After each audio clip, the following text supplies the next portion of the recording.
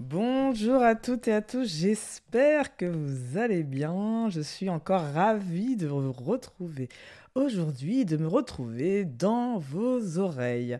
Donc avant de commencer cet épisode qui sera un peu particulier, je me permets de donner le commentaire de Frédéric. Donc comme je vous avais dit, je vais essayer de tenir le rituel qui est de donner les petits avis que je retrouve sur Apple Podcast. Donc, c'est Frédéric, aujourd'hui, qui a mis comme titre Inspirant chaque semaine.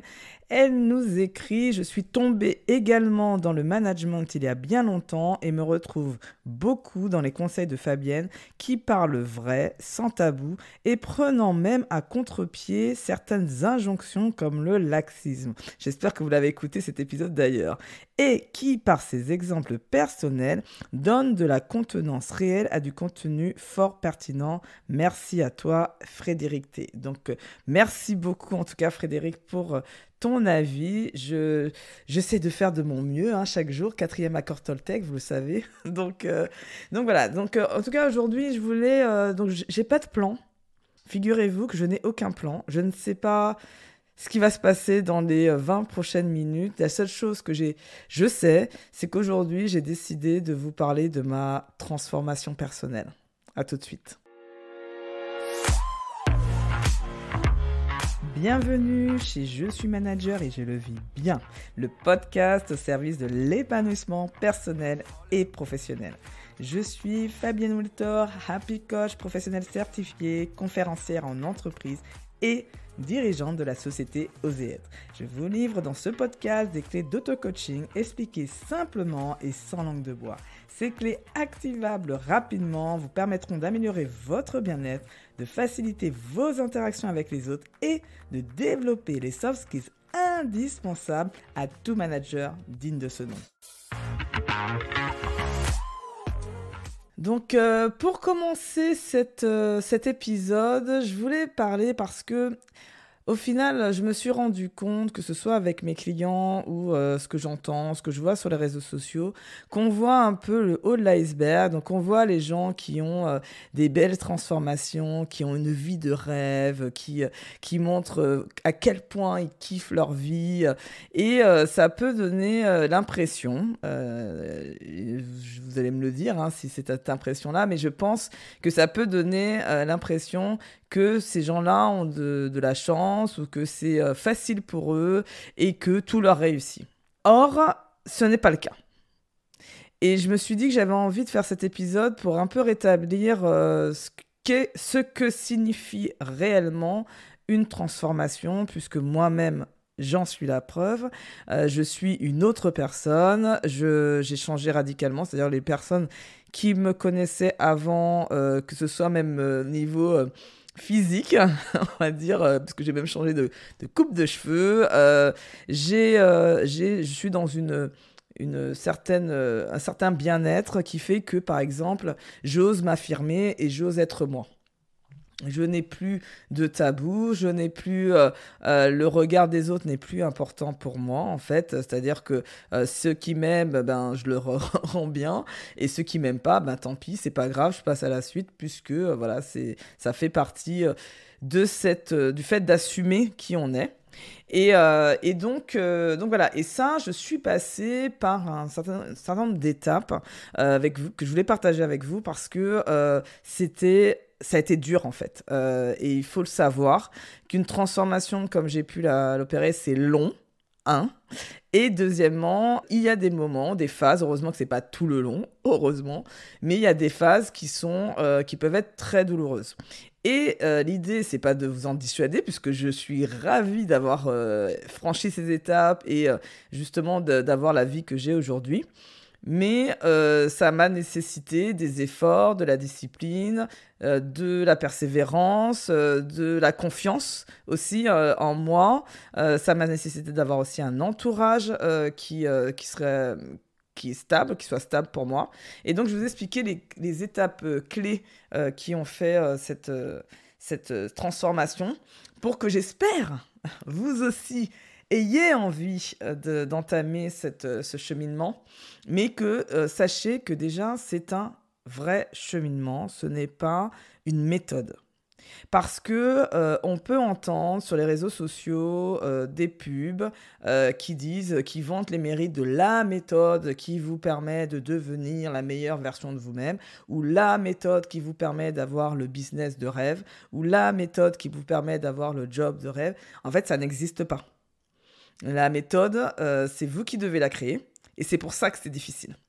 Parce que la méthode qui sera bonne pour moi ne sera pas forcément bonne pour vous, et celle qui est bonne pour vous ne sera pas bonne pour moi. Et ça, c'est, quand je vous le dis, vous trouvez ça tout à fait logique, c'est du bon sens. Et pourtant, vous allez voir que nous avons tendance, malheureusement, à quand on voit une méthode qui a l'air sympa, que plusieurs personnes vantent les mérites, on se dit, ah ben tiens, ça a quand même beaucoup influencé plusieurs personnes, peut-être que je peux être aussi influencé de la même manière. Donc oui, les méthodes, moi, je les ai utilisées au tout départ de ma transformation et ça m'a beaucoup aidé. C'est ma période que je dis développement personnel. Quand j'ai commencé à tomber dans le développement personnel, donc c'était un livre en fait qui m'a fait découvrir ça. Et je me suis dit, waouh, en fait, je suis en train de me rendre compte qu'on peut être acteur de sa vie et qu'on peut créer sa vie. Donc voilà, c'est un livre alors c'était le titre, c'était Giordano. Je me rappelle plus exactement le titre parce qu'à chaque fois il est trop long ce titre. À chaque fois je me fais la réflexion, c'est le fait de dire que tu n'en as qu'une seule. Tu te rends compte que tu n'as qu'une vie le jour où tu t'en aperçois que tu n'en as qu'une seule. Un truc comme ça. Je me mettrai dans le résumé, comme ça vous le trouverez. Je mettrai même l'hypertexte pour que vous puissiez juste cliquer et tomber dessus. Donc tout ça pour vous dire que j'ai lu ce livre et là je me suis dit, waouh, en fait, j'avais pas pris conscience, mais véritablement, on peut construire la vie qu'on veut. Donc déjà, pour moi, j'avais déjà du mal à y croire. Donc, je me suis dit, ok, ça m'a interpellé en tout cas, et c'est là que j'ai commencé à lire des bouquins de plus en plus, à aller écouter des conférences, à rencontrer des coachs, sans pour autant prendre des coachings. Mais j'ai fait comme ça pendant peut-être 2 ans de développement personnel vraiment toute seule. 2 3 ans. Et là, j'ai fait des kigai, j'ai fait plein de choses, j'ai testé plein de choses et c'était super chouette parce que ça m'a permis de ne pas me dire que je devais tout changer du jour au lendemain parce que j'avais une très bonne situation. Donc, j'avais mon petit mari, mes 2 enfants, un bon job, une maison. Voilà, tout ce qui fait que on n'a pas forcément envie de perdre tout ça, mais on sent qu'il y a quelque chose qui nous chatouille et qu'on n'a peut-être pas envie de rester là où on est. Donc, une forme d'intuition qui commençait à se mettre en place, de me dire peut-être que je ne suis pas au bon endroit et que peut-être que je pourrais être encore plus, plus heureuse ailleurs. Donc, j'ai fait ça. Et sans me mettre d'objectif réellement, c'était plus de l'exploration, de la curiosité. De temps en temps, je me suis mis des objectifs, notamment j'ai commencé le Miracle Morning par exemple. Pourquoi ? Parce qu'à un moment de ma vie, en fait, je me rendais compte que je voulais y consacrer un peu plus de temps au développement personnel, mais je n'avais pas vraiment le temps. Le travail était très prenant, j'avais mes enfants qui étaient tout petits et donc le soir j'étais vraiment lessivée et donc j'arrivais pas à faire autre chose que aller zoner sur le canapé à rien faire. Et donc, si je voulais lire des livres, faire un peu de yoga, reconnecter avec mon corps et tout, j'avais pas d'autre choix que de le faire avant que tout le monde se réveille. Et quand le Miracle Morning est arrivé comme méthode pouvant répondre à ce besoin, j'ai sauté sur l'occasion et j'ai fait le Miracle Morning pendant 1 an où je me suis réveillée à 5h30 du matin.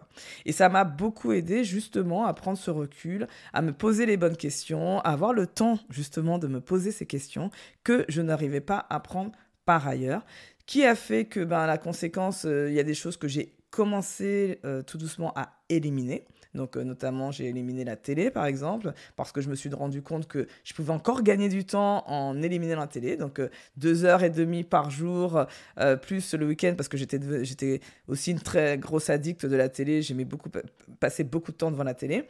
Et je me suis rendu compte que je gagnais 40 jours.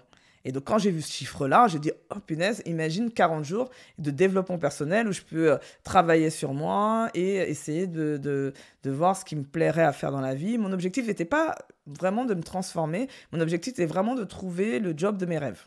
Donc ça, c'était mon objectif premier. Et puis, j'ai arrêté aussi, grâce au développement personnel, je me suis fixé l'objectif d'arrêter de fumer. Et donc, après 20 ans, j'ai arrêté du jour au lendemain de fumer. Et ça a été aussi une victoire, parce que depuis octobre 2018, 1er octobre 2018, je ne fume plus de cigarettes. Et surtout, je n'ai plus envie, contrairement à toutes les autres fois auparavant où j'avais arrêté de fumer. Cette fois-ci, je n'ai plus du tout envie. Ni j'ai du dégoût, j'ai de l'envie, j'ai ni l'un ni l'autre. C'était la première fois de toute ma vie, depuis que j'avais commencé à fumer, que ça m'était arrivé. Donc là, c'est pareil, c'est un livre qui a été, c'est la méthode d'Allen Carr, qui est très très connue. Des millions de personnes ont arrêté de fumer grâce à ça. Et ça m'a vraiment, moi en tout cas, permis d'arrêter de fumer. Donc vous voyez que déjà, j'appliquais des méthodes. Donc, il y a des méthodes comme ça. Voilà, le Miracle Morning, je l'ai arrêté au bout d'un an. La cigarette, bon, c'était un peu, c'était juste, on arrête une fois pour toutes. Et puis, j'ai testé plein d'autres choses aussi. Alors, des habitudes ont pu changer comme ça, grâce à ça. Puis d'autres, pas du tout. La méditation, je la fais, mais maintenant de manière plus informelle. Donc, voilà, j'ai essayé plein de choses. Et en fait, c'est ça qui est intéressant dans cette démarche-là, quand on veut faire ce cheminement comme ça. Et c'est pour ça que j'invite, en fait, même mes clients, je leur demande qu'est-ce que tu as fait avant d'arriver au coaching, parce que je trouve que c'est bien de se rendre compte aussi que où sont ses limites, où les méthodes, ça marche plutôt bien, et pourquoi, en fait, certaines méthodes, elles ne marchent pas pour moi, et que j'ai besoin de quelque chose de plus personnalisé. Donc voilà, donc ça c'est vraiment une période que j'ai beaucoup aimé explorer. Alors ça a renforcé mon besoin de connaissance et de curiosité, mais c'est vraiment que j'avais la sensation d'y arriver toute seule. Et ça, j'en avais besoin. Et à un moment donné, je suis arrivée à pas une forme d'épuisement, mais de fatigue, d'être toute seule à essayer de changer certaines choses, sachant que mon entourage, lui, ne changeait pas. C'est-à-dire que mon entourage ne faisait pas de développement personnel. Je n'avais pas encore vraiment beaucoup d'amis. J'avais 1 ou 2 amis avec qui je pouvais en parler, mais il me manquait aussi ces échanges, ces feedbacks pour pouvoir parler autour de ce sujet. Et donc voilà, donc je me suis dit, tiens, je suis arrivée un petit peu à la limite, et puis ça est arrivé sur mon chemin, les coachs, un peu plus. Donc c'était mon ostéopathe, ça a commencé comme ça, avec mon ostéopathe qui était aussi coach pour dirigeants et au potentiel, et qui m'a parlé de ses offres. Et c'est vrai que au début, je m'étais dit, ouais, non, je peux me débrouiller toute seule. Mais déjà, premièrement, je lui faisais confiance. Donc, c'est quelqu'un avec qui je faisais beaucoup confiance. Et donc, voilà, je me dis que s'il me le dit, c'est qu'il y a quand même, probablement, ça peut m'aider. Et puis, je sais pas, une intuition de me dire que ça serait peut-être plus facile d'être accompagné que d'être tout seul pour le faire. Et voilà, et j'ai commencé le coaching comme ça. Donc, mon premier accompagnement était de 6 mois, où j'ai appris à me connaître. L'objectif était vraiment de mieux se connaître. Avec moi, mon intention, je pense à cette époque-là, j'avais l'idée de me dire, si je me connais mieux, je pourrais savoir quel job j'ai envie de faire. Et c'est comme ça que j'ai commencé. La conséquence, c'est que je me suis jamais arrêtée. Puisqu'après, j'ai enchaîné plusieurs coachings. Donc, j'ai fait un coaching pour reconversion professionnelle. Et puis, après, j'ai fait un coaching plutôt business pour quand on veut créer sa boîte. Et puis, voilà. Donc, parce que je trouve que quand on n'est pas du milieu, par exemple, ou qu'on a besoin de cheminer sur un sujet, je trouve que le coaching, c'est bien parce qu'on est face à quelqu'un qui n'est pas dans le conseil. Donc ça, il faut choisir aussi bien son coach, mais qui est déjà, 1, on m'écoute, 2, je peux être moi-même, je n'ai pas peur d'être jugée, parce que le coach ne juge pas, il est complètement neutre, parce qu'il vous permet aussi de vous sentir mieux. Donc moi je sais que j'avais cet aspect de dire j'ai l'impression d'être quelqu'un d'important, quelqu'un de précieux, voilà. Et puis c'est surtout que ça permet aussi vous octroyer du temps pour avoir justement, c'est ce que je faisais moi avec le Miracle Morning, pour avoir ce temps de réflexion, de se poser les bonnes questions en fait. Donc le coach ne vous donne pas les réponses, mais vous accompagne pour que vous puissiez vous-même vous poser les bonnes questions et aussi trouver vos propres solutions, pardon. Et c'est vrai que, ben, voilà, ça, moi, ça m'a beaucoup, beaucoup aidé. Et après, j'ai fait donc une formation de 16 mois en école de coaching où on est perpétuellement coaché entre pairs. En fait, on se coach entre nous. Et donc, en fait, nous-mêmes, on coach aussi nos pairs. Et donc, on s'entraîne à la fois à coacher, mais on apprend aussi à ce que ressent le client et ce qu'il peut vivre. Et là, moi, j'ai eu des coachings aussi assez puissants qui font ben, que ça a contribué, ça a accéléré même, je pourrais dire, ma transformation. Donc voilà, donc ça c'est on va dire les étapes. Et ce que je veux vous dire, c'est que pendant toutes ces étapes-là, émotionnellement parlant, ça a été très dur. Donc le début, ça allait à peu près, mais voilà, j'étais plus dans l'exploration, donc ça allait à peu près. La plus difficile, c'était au moment où j'ai arrêté de fumer, où j'ai l'impression que je voyais le monde de manière différente, et comme si je comprenais plus le monde dans lequel j'étais. Et donc j'étais souvent en colère. Et donc voilà, j'en voulais, je ne savais même plus à qui j'en voulais. Donc là, on se retrouve un peu seul avec ses émotions, et là, c'est pas évident. Et puis après, il y a des phases où en fait, il y a des croyances, parce qu'en fait, c'est quoi la transformation? La transformation, c'est cette façon de remettre en cause toutes ces croyances. Donc bien évidemment les croyances limitantes, parce que les croyances ressources, celles qui vous aident à avancer, il faut les garder. Mais celles qui vous limitent dans votre potentiel, l'idée c'est de les challenger. Et ça, c'est pas facile parce qu'il y a des croyances qui sont plus ou moins difficiles à lâcher. Il y a des croyances que j'ai lâchées en une séance, on va dire, de coaching. Et il y a des croyances que j'ai lâchées après un coaching, une thérapie et, l'école de coaching.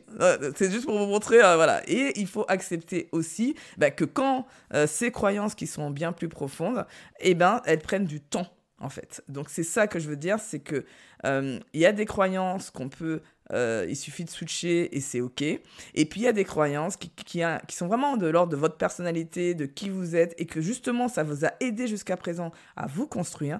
Et c'est compliqué de s'en débarrasser. Et donc, il faut accepter que moi, par exemple, il y a des croyances, je me dis, ah bah tiens, celle-là, elle est encore là.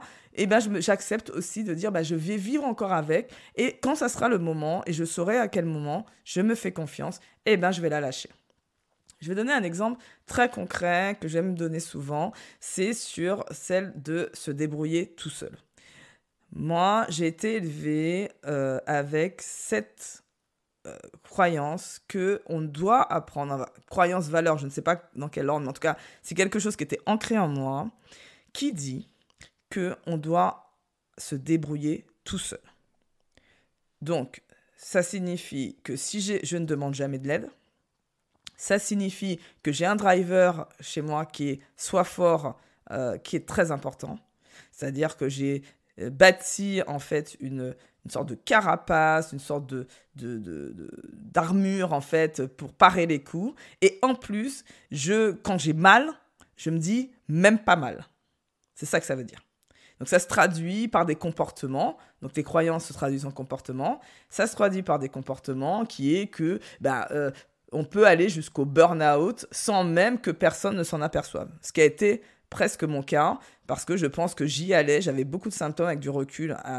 Avant de quitter L'Oréal, j'ai beaucoup de symptômes. Je n'ai pas alerté qui que ce soit. Et d'ailleurs, quand je suis partie et que j'ai dit que je voulais partir, personne n'a vraiment compris parce qu'ils ont dit, mais attends, il n'y a rien qu'on a vu, on n'a rien vu en fait. Mais parce que j'avais ce truc de sois fort et tu dois apprendre à te débrouiller tout seul. Ça, c'est génial pour pouvoir... ça m'a construit ma vie. C'est-à-dire que je pense que je n'aurais jamais fait autant d'études si j'avais pas eu cette persévérance et cette force. Je pense que je n'aurais pas... quand on m'a dit, Fabienne, tu pourras rien faire de ta vie, un professeur m'a dit ça, moi, j'ai dit que je vais lui prouver que j'y arriverais, et j'y arriverais toute seule. Et ça m'a permis, en fait, d'avoir, en fait, la situation que j'avais. Donc... Et j'ai construit cette croyance, donc une croyance derrière, qui était que grâce à ça, je suis quelqu'un de motivé, je suis quelqu'un d'ambitieux. Parce que je me disais, c'est ça qui m'a permis d'être aussi ambitieuse, déterminée et qui a envie d'avancer. Ce qui fait que quand j'ai voulu lâcher ça, parce que j'ai pris conscience que au final, non, en fin de compte, j'avais pas envie de faire toute seule, j'avais envie d'être aussi aidée, quand je sentais que c'était difficile. Donc, effectivement, avec tout ce que j'ai vécu, souvent j'arrive à me débrouiller toute seule. Mais il y a des moments, je sais aussi dire que j'ai besoin d'aide et je suis capable de demander à des personnes de l'aide. Et ça, je voulais le faire, mais vraiment de plus en plus. Sauf que j'attendais encore d'être vraiment dans la souffrance pour le faire et j'essayais pas d'anticiper. Et pourquoi, alors que j'ai pris conscience, je n'y arrivais pas? Tout simplement parce que j'avais peur que si je retirais ça, j'allais être démotivée. Et vu que j'étais en train de créer mon business, je me dis, oui, mais si jamais je retire, mon business, il va pas marcher, puisque en fait, je serai plus motivée. Et donc, voilà. Et donc, c'est comme ça, vous voyez, comment le cerveau, il peut vous conduire à ne pas détruire une croyance parce que vous avez l'impression que vous allez perdre plus si vous perdez la croyance que vous allez en gagner. Et tout est dans ça, en fait, cet équilibre entre quel est le bénéfice à ce que je quitte cette croyance et il faut que sinon, quelle souffrance ai-je? Il faut qu'elle soit suffisamment forte pour pouvoir changer les choses, ou il faut que j'ai un bénéfice plus fort que ce que j'ai l'impression que je vais perdre pour pouvoir y aller. Et donc, tant que je n'ai pas vu les bénéfices à le faire, je gardais cette croyance. Le jour où j'ai commencé à demander de l'aide, je me suis un peu forcée. Vous voyez, il faut prendre sur soi sans être à moitié convaincu, mais pas totalement, et c'est pas confortable, et on sort de sa zone de confort, on n'est pas bien quand on le fait, vraiment, parce que c'est pas dans nos habitudes. C'est à force de le faire, de multiplier, qu'on se rend compte des bénéfices inhérents. Donc ça, c'est quelque chose que ça se construit et il faut des occasions, c'est des choses profondes, donc ça vient pas souvent. Et donc ça, pour le quitter, j'ai pris, je dirais 12 ou 18 mois, du moment où j'en ai pris conscience au moment où vraiment je me suis dit, j'ai changé l'habitude, qui ne veut pas dire que je le vis complètement encore aujourd'hui, mais maintenant, je sais, voilà, délibérément, est-ce que je demande de l'aide ou pas, je sais à peu près ça. Par contre, demain, ça sera carrément en moi, c'est-à-dire que voilà, je le ferai de manière sans même réfléchir, analyser, ni rien du tout, ce qu'on appelle, je l'aurai incarné. Donc là, j'espère qu'en fait, je vous ai fait comprendre avec cet exemple-là que en fait, la transformation, ça prend du temps. C'est quelque chose qui nécessite de la patience. Ça nécessite d'être bienveillant avec soi-même parce que on peut être... moi, je suis quelqu'un, par exemple, de très dur avec moi et quand je voyais que je n'arrivais pas à avancer, que je n'arrivais pas à améliorer, à détruire cette croyance alors que j'en étais consciente, ça me rend... Voilà, j'étais en colère et je me disais, mais pourquoi t'arrives pas? Et c'est pas normal, etc. Non, c'est parce que c'est pas le bon moment pour toi de te libérer de cette croyance. Probablement que cette croyance, t'en as encore besoin pour certaines choses de ta vie et c'est aussi de l'accepter et de se dire, parce que tant que vous l'avez dans la tête, votre cerveau, il va vous trouver le moyen de vous trouver la solution. Donc faites confiance à ce merveilleux cerveau pour que quand ça soit le moment, que vous n'ayez plus besoin, que vous puissiez lâcher cette croyance. L'objectif est donc, si je dois résumer pour la fin de cet épisode, l'objectif est de cartographier, d'identifier toutes vos croyances. Et ça se fait au fur et à mesure parce que c'est à différents niveaux logiques. C'est-à-dire qu'à un moment, vous avez les croyances un peu au-dessus de l'iceberg et plus vous travaillez sur vous et plus vous rentrez et plus vous grattez et plus vous allez travailler sur des croyances qui sont plus difficiles à changer. Et donc, c'est un cheminement. Donc, inutile de vous dire que là, ça fait 5 ans que je suis en cheminement. C'est juste pour vous faire comprendre que ce n'est pas quelque chose d'immédiat. Donc, quand on vous fait croire qu'on fait des transformations rapides, ce n'est pas vrai. Demandez à ces personnes-là depuis quand elles travaillent sur elles et vous allez être étonnés. Donc voilà, j'espère en tout cas que cet épisode vous a plu. N'hésitez pas à me mettre un avis sur Apple Podcast si vous pouvez, si vous l'avez, ou sinon au moins une note 5 étoiles sur Apple Podcast ou Spotify, puisqu'on peut maintenant sur Spotify. Et puis surtout, n'hésitez pas à me contacter sur LinkedIn. Je réponds à tous les messages. J'en reçois et merci pour tous ceux qui ont le courage de m'écrire et de m'envoyer un petit mot pour me dire ce qu'ils pensent du podcast ou même des fois ils me posent des questions à quelles je réponds en vocal. Donc n'hésitez surtout pas et je vous souhaite une très belle fin de journée et semaine. À bientôt. Bye bye. Attendez, ne partez pas tout de suite. J'ai besoin de vous encore quelques secondes. Vous pouvez soutenir ce podcast afin qu'il puisse continuer d'exister. Deux façons façons totalement gratuites. La première consiste à mettre une note et un avis sur Apple Podcasts ou Spotify. Vous retrouverez les liens dans le résumé de l'épisode. La seconde consiste à parler autour de vous de ce podcast et à envoyer un épisode que vous avez aimé. Cela me rendra happy. Et si vous avez des questions ou des commentaires sur un ou plusieurs épisodes du podcast, rejoignez-moi sur les réseaux sociaux en recherchant Fabienne Woltor. Je suis très présente sur LinkedIn et Instagram.